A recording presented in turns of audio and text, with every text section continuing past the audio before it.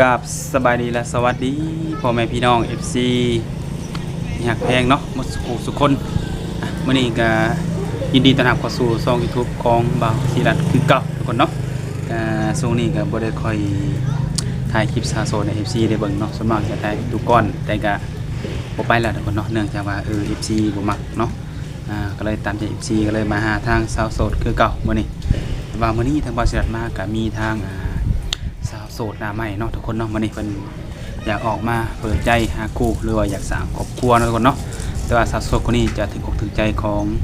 หนุ่มโสดหลายๆคนหรือบ่ทางบ่าวศิรัตน์เองก็การันตีให้บ่ได้เนาะก็มีแต่ว่าไปรับฟังแล้วก็รับชมการเปิดใจของเพิ่นนี่เพิ่นมักแบบใดเนาะไปอยู่น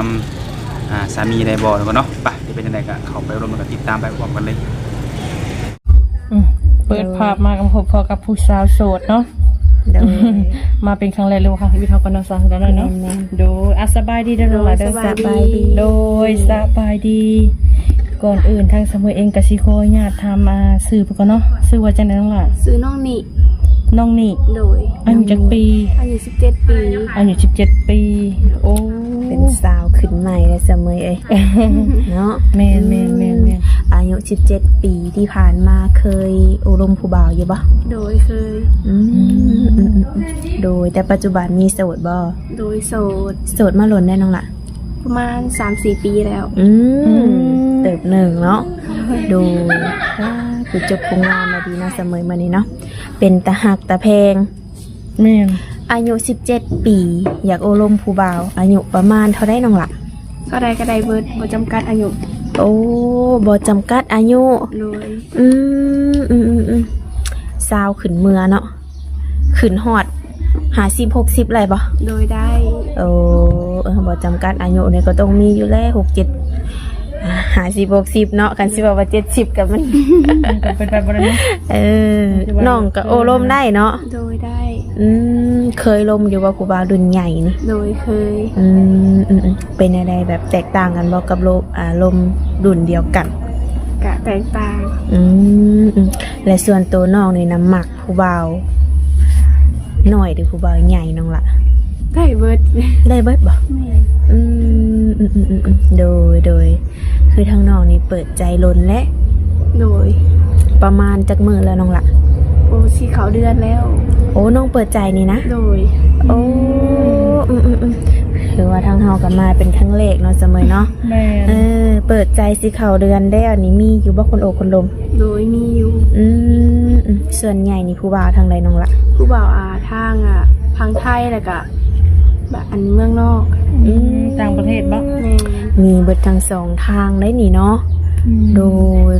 ยแบบว่าในการอบรมกันนี่ยังบ่ถึกใจบ่โดยคือมีคนลมอยู่เนาะปัจจุบันนี้เนาะแต่ว่ายังบ่ถึงขั้นว่าคบหาเป็นสู่เป็นแฟนคือทั้งเอื้อยก็มาเป็นครั้งแรกน้องดาอยากสิถามว่าคือทั้งน้องอายุ17 ปีเนาะคือทั้ง FC เอื้อยนี่ก็ส่วนใหญ่เพิ่นก็สิเป็นพ่อห้างพ่อหมายดุกติดแบบนี้หั่นนะสิโอลมได้บ่โดยได้ได้อยู่เนาะโอ้แบบน้องนี่แบบมีสเปคอยู่บ่น้องล่ะบ่มีแบบใดก็ได้เบิดเลยได้เบิดเลยเนาะแม่นโอ้สเปคบ่มีทุกคนได้แบบใดก็ได้ทั้งน้องเพิ่นว่าหุ่นห้อยหน้าตาผิวพรรณจำกัดบ่จำกัดบ่ว่าสิเป็นคนผอมหรือว่าคนอวบก็ได้เนาะโดยแบบอย่างเช่นแบบเพิ่นกินแบบกินเหล้ากินเบียร์แบบนี้ดื่มสุราแบบนี้อะไรบ่น้องล่ะก็บ่ค่อยมักนะ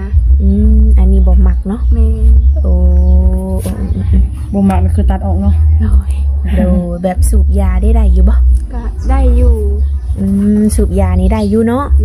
โอ้แต่ว่าแบบกินเหล้าเมาสุรานี่บ่มักเนาะโดยคือทางน้องแบบอายุ17 ปีแบบนี้น้องละแบบหาคนคุยไปก่อนบ่หรือว่าพร้อมสร้างครอบครัวเลยคุยไปก่อนเนาะคิดว่าสิคุยประมาณจักเดือนจักปีน้องละประมาณปีปลายแหละปีปลายเนาะโอ้พอดี18หรือ19เนาะคันคิดว่าคุยกันไปฮอดพุ่นนี้คันว่าเพิ่นอยากมาห้องมาขอก็เอาบ่โดย เอาเนาะ แม่น เอาคันว่าเอาน้องๆล่ะเนาะมีสามีแบบนี้หั่นนะไปสั่งไปสาน้ำเพิ่นได้บ่ โดยได้ โอ้คือทางน้องนี่มีพี่น้องอยู่บ่ โดยมี มีเอื้อยมีอ้ายจักคนน้องล่ะ อันนี้ก็ยังบ่ค่อยฮู้ปานใด บ่ เพราะว่าพ่อแม่แยกทางกันนะ โอ้พ่อแม่แยกทางกัน โดย โอ้ปัจจุบันนี้น้องอาศัยอยู่กับไผ อยู่กับป้ากับลุง โอ้อยู่กับป้ากับลุง โดย แบบพ่อแม่นี่แยกทางกันตั้งแต่น้องยังน้อยบ่ แม่นท่านได้ฮอดปีซ้ำ โอ้ยังบ่ทันฮอดปีซ้ำปัจจุบันนี้อาศัยอยู่กับป้ากับลุงเนาะ โดย แบบหน้าตาพ่อแม่ก็ได้เห็นอยู่บ่ ได้เห็นแต่หน้าพอตาแม่บ่เห็นเลย หน้าแม่บ่เห็น โดย โอ้เพิ่นบ่ได้มาเยี่ยมบ่น้องละ บ่ โดยโอ้คือทางน้องนี่ก็ปัจจุบันนี้อยู่น้ำป้าเนาะ โดย คันว่ามีสามีก็คือไปอยู่น้ำได้เนาะ โดยได้ โดยป้าคือทางเฮากะมาเป็นครั้งแรกเนาะเสมอเนาะก็อาจสิบ่ฮู้ข้อมูลของน้องเพิ่นก็สิขออนุญาตถามเนาะน้องหลาเนาะ โดย ได้เฮ็ดไร่เฮ็ดนาอยู่บ่ เฮ็ด เฮ็ดอยู่เนาะ โดย ยังบ่ทันดำบ่ ยัง โดยคือทางน้องนี่ได้ทำได้เฮียนอยู่บ่น้องละ ออกแล้ว เฮียนฮอดใส เฮ็ดฮอดม เฮียนฮอดม .4 .4 โอ้คือบ่เฮียนต่อให้จบเลยน้องละ แบบว่าเงินก็บ่ค่อยมีหันนะ ฐานะก็บ่ดีปานใดก็เลยว่าออกไปหาเงิน โดยพออ่านได้เขียนออกเนาะ โดย เดี๋ยวก็เลยว่าตัดสินใจออกมาหาเฮ็ดเวียกเฮ็ดงาน เพราะว่าทั้งน้องแบบทั้งพ่อน้องเพิ่นก็ได้ส่งยืนอยู่บ่ โดยพอนี่ส่งให้อยู่ แต่แม่ได้บ่ส่ง เนาะ แม่นี่บ่เลย มีแต่ว่าพ่อบ่ปะบ่ถิ่มเนาะน้องหลานเนาะ โอ้โดยปัจจุบันนี่แบบทางน้องนี่ได้เฮ็ดเวียกเฮ็ดงานอยู่บ่ โดยเฮ็ด เฮ็ดงานหยังน้องล่ะ น้องมาอยู่บ้านแล้วตอนนี้ตอนน่ะน้องไปอยู่ฮันเฟอร์หั่นน่ะ โอ้ไปเฮ็ดงานอยู่ห้านเฟอ โดย โอ้เพิ่นให้เดือนเท่าไดน้องล่ะ เดือน2 ล้าน เดือน2 ล้านกินอยู่น้ำเพิ่นบ่ แม่น แต่ว่าตอนนี้นะมาพักผ่อนก่อน โดย โอ้แสดงว่ายังบ่เคยลงไปเฮ็ดเวียกอยู่ทางฝั่งไทยเนาะ โดยยังบ่เคยเลย อยากลงอยู่บ่ โดยอยากลง แต่ว่ามีบัตรแล้วบ่ ยังบ่มี ยังบ่มีเนาะโอ้คันสมมุติว่าทาง FC เอื้อยนี่เพิ่นเห็นคลิปนี้เนาะน้องล่ะเนาะสนมุกสนใจแบบนี้นะอยากเฮ็ดบัตรให้และอยากให้ลงไปหาเพิ่นหรือว่าลงไปเบิ่งความเป็นจริงเนาะ โดย กสิกล้าอยู่บ่ กล้า อยู่เนาะ โดย เว้าบ่ได้เด้เพราะว่า FC ทางเอื้อยเพิ่นนี่ก็ค่อนข้างว่าหาคนที่ว่าอยากไปอยู่น้ำหรือว่าอยากไปเยี่ยมไปยามเพิ่นอยู่ โดย แต่ก็คือต้องเฮ็ดบัตรก่อนเนาะ โดย โดยคือสมมติว่าน้องนี่ไปเฮ็ดเวียกอยู่ทางฝั่งไทยเนาะน้องละ โดย มักเฮ็ดเวียกอย่างน้องละ มักเฮ็ดเวียกหันอาหารเป็นแบบเด็กเสิร์ฟนะ หาอาหารเด็กเสิร์ฟเนาะ โดย โอ้โดยคันแบบขายเสื้อผ้างานบ้านขายข้าวแกงแบบนี้นะบ่มักบ่ บ่มัก โอ้บ่มักเนาะ โดย โดยคันสมมติว่ามื้อหนึงน้องละมีครอบครัวแบบนี้หั่นนะเฮ็ดแต่งอยู่แต่งกินได้บ่ ได้ โอ้เฮ็ดแนวอยู่แนวกินได้เนาะ โดย โดยมักเฮ็ดหานอาหารเป็นว่าทุกคนเลยน้องมาเปิดใจแบบนี้ก็คือแบบทางติดต่อมีให้อยู่บ่ โดยมีอย่างแน่น้องละ มีไลน์และกับวอนแอป มีได้แล้วกับบอนแอปเนาะ โดย โอ้พอดีได้ทางเอื้อยสิได้เอาทางติดต่อเมื่อให้ทางหนุ่มๆเพิ่นเนาะ แม่ คือทางน้องนี่ก็ค่อนข้างว่าบ่จำกัดทางหนุ่มๆเพิ่นเนาะ โดย เรื่องอายุหน้าตาผิวพรรณนี่ก็ถือว่าได้เบิดเนาะ แม่ได้เบิร์ด ดูลองเขามาโอมาลบน้ำนองเบิ่งเนาะ ในการที่เราเปิดใจน้องล่ะมั่นใจเลยบ่เปิดใจ100%แม่นบ่ โดยมั่นใจเลย บางคนนี่อยากทำคือเนาะบางคนนี่บอกว่าพอหมายหรือว่าอายุหลายแบบนี้นะข่อยสามารถหับได้ล่มได้บัดพ่อเพิ่นเอามาจริงๆเพิ่นมาหานี่ คือใจนี่แบบข่อยบ่เอาแล้ว คนมีเคยมีครอบครัว หรือคนอายุหลายแบบนี้นะบ่เปลี่ยนคำติน้องล่ะ บ่เปลี่ยน บ่เปลี่ยน โดย ห าเว้าได้เฮาก็ต้องเฮ็ดได้เนาะ โดย เพราะเฮาต้องเว้าเฮ็ดได้ต้องมีสัจจะบ่ต้องล่ะ โดย เฮาบ่ต้องเปลี่ยนคำเพราะเฮาออกมาในคลิปทางก็อยากทำแบบว่าความแน่ใจในการสิเปิดใจนี่เนาะส่วนหลักก็สิมี FC รุ่นใหญ่หั่นแหละหนุ่มสูงวัยแบบนี้หั่นน่ะเนาะ โดย ส่วนหลายสิหลักๆหั่นนั่นล่ะบางเทื่อเพิ่นอยากทำความรู้จักบ่กับผู้แสบผู้สาวแบบบางคนเพิ่นอายุหลายแบบนี้นะเพิ่นอยากเข้าหาแต่ว่าย่านผู้สาวโสดแบบว่าติหั่นนะก็บ่ติแม่นบ่ บ่ติ บ่ติ โดย รับได้ รับได้เบิด ลมได้เนาะ โดย โอ้โดยก็บ่เป็นหยังเนาะทางน้องเพิ่นก็คือว่าอะไรรับได้ถึงสิอายุหลายก็มีลูกมีเต้าก็รับได้คือเก่าเนาะ โดย บางคนก็บอกโอ้ย่านแบบอย่าผิดเทียงกับลูกเพิ่นแบบนี้ฮะนะกะบ่เนาะ บ่ เขาก็ต้องตามความสมัครใจของเพิ่นเนาะถ้าเพิ่นปรึกษากับลูกเต้าเพิ่นได้เนาะ โดย ในการสิมาเอาหรือโอลงกับเฮากะแล้วแต่เพิ่นเนาะ โดย สิเป็นหนุ่มทั้งใดก็แล้วแต่บ่ต้องล่ะ แม่น หับได้เบิดเนาะ โดยรับได้เบิด โอ้และตอนนี้อยากถามเนาะในการที่จะเปิดใจมา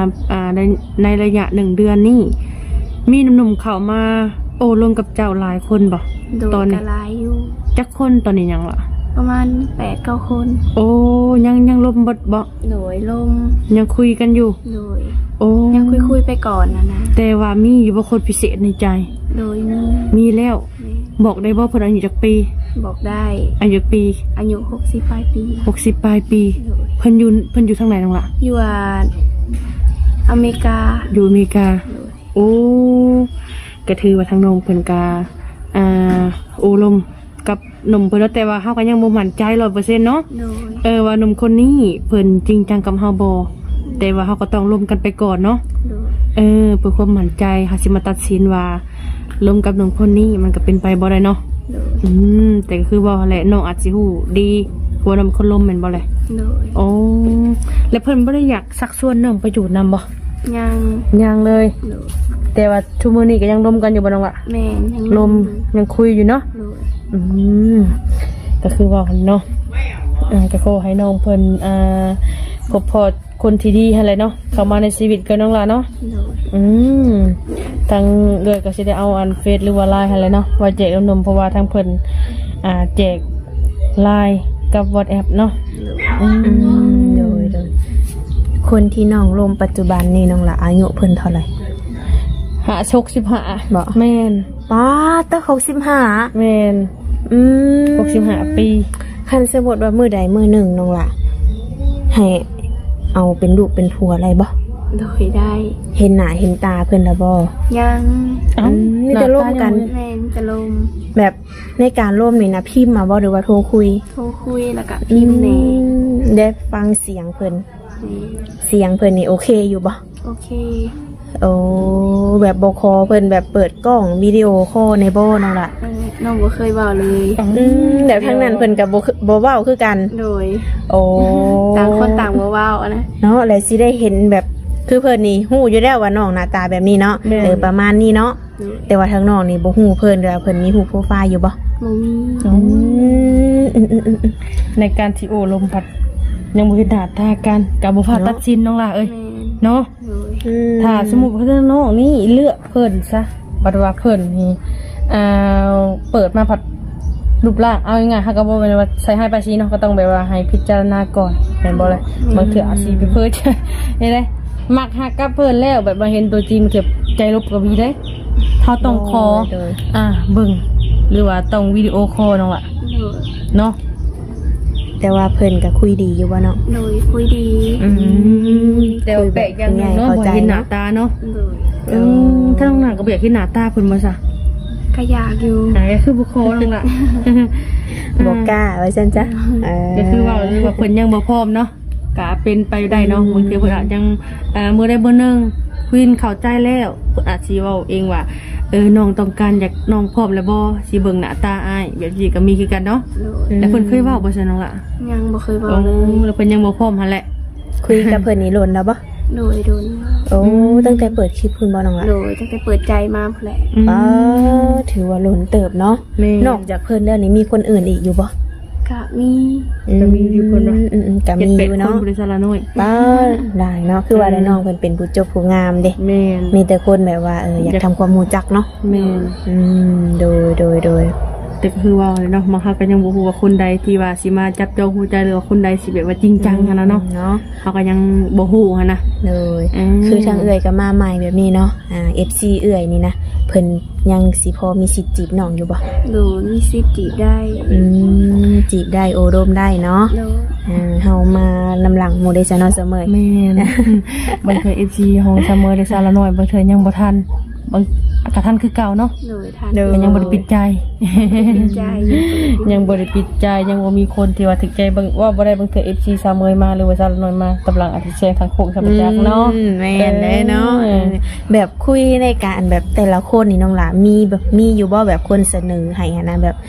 ปิดคลิปปิดใจกับอ้ายได้บ่อ้ายสิรับเลี้ยงแบบนี้หั้นนะ ยังบ่มี โอ้ โอ้ ยังบ่มีอยู่ ยังบ่มีไผเนาะยังบ่มีไผแบบใจเนาะ อืม โอ้มีแต่ว่าต่างคนต่างลมกันเพิ่นทักมาก็ลมเพิ่นบ่ทักมาแล้วก็ย่าเนาะ แมน โดยคือทางเพิ่นก็อาจสิแบบลังเลเนาะอาจจะยังบ่ทันร้อยหันนะ แม่น คือน้องนี่อายุ17ปีนี่ป้าเพิ่นก็คิดหนักอยู่ได้เนาะเสมอเนาะ โดยแม่น บางที่น่ะคือทาง FC เอื้อยนี่อายุหลายได้น้องหลายเลย โดย แต่ว่าน้องนี่เอาไล่เนาะอายุหลายกะ แมน โอ้ถือว่าบ่มีปัญหาเนาะเสมอเนาะ โดยแม่นก็คือว่ามีปัญหาขอแต่จริงใจกับเพิ่น โดย เนาะเพิ่นจริงใจมาก็จริงใจครับน้องหลาเนาะ โดย เปิดใจครั้งนี้ก็ถือว่า 100% แมน พร้อมบินไปหาเลยถ้าช่างว่าเพิ่นนี่ให้น้องไปเที่ยวอยู่ฝั่งไทยหรือมุกดาหารสามารถไปได้บ่ โดยสามารถไปได้ โอ้บอกบ่ได้น้องหลาเพราะว่าทาง FC เอ้ยบางเทื่อเพิ่นก็อยากให้ไปลิดไปเที่ยวบ่แม่นหยังดอกเนาะ แม่นแบบนัดเจอกันเนาะอยู่มุกนี่ซ่าหยังก็ได้เนาะ บางเทื่อเพิ่นบ่สะดวกมาฝั่งลาวแต่ว่าให้น้องไปเที่ยวฝั่งพุ่น โดย ได้เนาะ โดยได้ ถ้าเพิ่นอยากมาทางพี่เด้มาลิดมาเที่ยวได้บ่ โดยได้ ได้คือเก่าเนาะก็สะดวกเบิดทั้งสองอย่าง โดย ว่าซั่นๆเนาะ บางทีเห็นแต่ในคลิปเฮือนชานน้องเป็นแนวใดเนาะอยู่กันแบบใดเดี๋ยวนี้นะ แม่น ก็มาได้เนาะ โดยมาได้ ก็คือว่าสบายบ่ได้ยุ่งยากหยังหั่นน่ะเนาะ แม่น ก็ถ้าเฮาก็สิได้เอาออนไลน์หั่นแหละ ไปแจกซะเนาะนมๆซะเนาะ ถ้าว่านมได้อยากได้ก็ทักมาได้เนาะทางคอมเมนต์ทางมือสิบ่ได้แจกเด้อเนาะอยากได้ก็ต้องทักแชทมาอย่างเดียวว่าซั่นซะเนาะ ทักไลน์มาซะเนาะ แม่น ทักไลน์มา แม่น คือแบบเฮาก็มาเป็นครั้งแรกได้น้องนี่มักผู้ชายนิสัยแบบใดน้องละ นิสัยดีแบบใส่ใจแบบ โอ้ บ่คอยหึงคอยหวงปานใดหั่นน่ะ เอ้าบ่ได้กะเป็น เนาะ ที่ ได้ ได้ แฟ แฟ น นต้อง งาม หึ แบบ ง นี้ หว เนาะ งอยู่แล้วน้องล่ะถ้าหึงหวงอะไรจักคือบ่หึงหวงก็แท้จะมักคอยอยู่บ่ก็ผิดอีกนี่นะ ห่วงได้แต่บ่ถึงขั้นว่าไปไสบ่ได้เนาะ หวงได้หึงได้แต่บอกขันไปว่ามาแบบว่ากดดันบ่อยปานนั้นปานนี้แบบที่น้องล่ะทุกคนเขาต้องหึงหวง โดย เป็นชูเป็นแฟนกันแม่นบ่เลยไปผู้สาวงามเพราะว่าหึงหวงว่าดอกเนาะ เด้อ ก็ได้น้องล่ะเนาะ โดย แต่ก็ต้องตามใจเฮาแหน่แมันบ่เลย โดย โอ้โดย มักผู้บ่าวเทคแคร์ใส่ใจนิสัยดีเนาะ โดย ใจห่อนนี่แบบว้าวเนาะน้องละ โดย เอาก็โอเคเนาะส่วนคำใดที่ว่าทางเฮาบ่ได้ถามเราเสมอเนาะ โดย ให้ทางหนุ่มๆเพิ่นมาโอมาลมมาถามเอาเองเนาะ แม่น อย่างเช่นแบบบางคนก็ยังฮู้ได้ผู้จบผู้งามแบบนี้ค่าสินสอดสิเท่าไหร่เพิ่นว่า แม่น แต่ว่าทางน้องนี่ตอบให้ได้บ่ประมาณเท่าไหร่ ก็ได้ ประมาณเท่าไหร่น้องละ ประมาณ80ล้าน โอ้ 80 ล้าน โดย มีคำบ่ มี คำจักบาท คำ3บาทงัว2ตัว โอ้80 ล้าน10 ล้านกี่ไปเนาะ โดย คำ3 บาทงัว2โตว โดย ก็ถือว่า มาขอได้ โดย ถ้าเพิ่นหับได้ในสิ่งที่น้องเอ่ยมานี่เนาะ โดย มาขอก็เอาบ่ โดยเอา แสนปลายนึงเนาะเสมอเนาะคันเป็นเงินไทยเนาะ แม่น ก็ถือว่าโบแพงเนาะ แม่น อีกอย่างทางน้องเพิ่นก็เป็นผู้สาวขึ้นใหม่เด้ยังบ่เคยผ่านการแต่งงานเนาะ โดย ติดต่อก็ยังบ่มีเด้ แม่นแถมยังไปอยู่นํก็ได้เนาะ โดย ก็ถือว่าโอ้หวังว่าหนุ่มๆเฮาก็คงสิสู่ไวเนาะเสมอเนาะ แม่น โดยมื้อนี้ก็ถือว่า FC เฮาก็ถือว่าเลยฮู้ไปเลยเนาะเสมอเนาะ โดย ค่ะสินสอดน้องและก็สถานะหัวใจน้องก็ยังโอยังล้มได้คือเก่าเนาะยิงได้คือเก่าทุกคนเลยโดยอาจังใดก็ ทางเอ่ยก็สิได้ขอตัวกลับแล้วบัดนี้เนาะ โดย ถือว่าโอลมกันกะโดนนานเติบเนาะ โดย ให้ทั้งน้องเพิ่นไปเฮ็ดเวียกเฮ็ดงานแล้วล่ะหรือว่าเป็นหนึ่งข้าวหนึ่งน้ำเนาะถาป้าถาลุง โดยงาน โดยก็โอเคเด้อน้องหลาเด้อโดยอ่ะสบายดี โดยสบายดี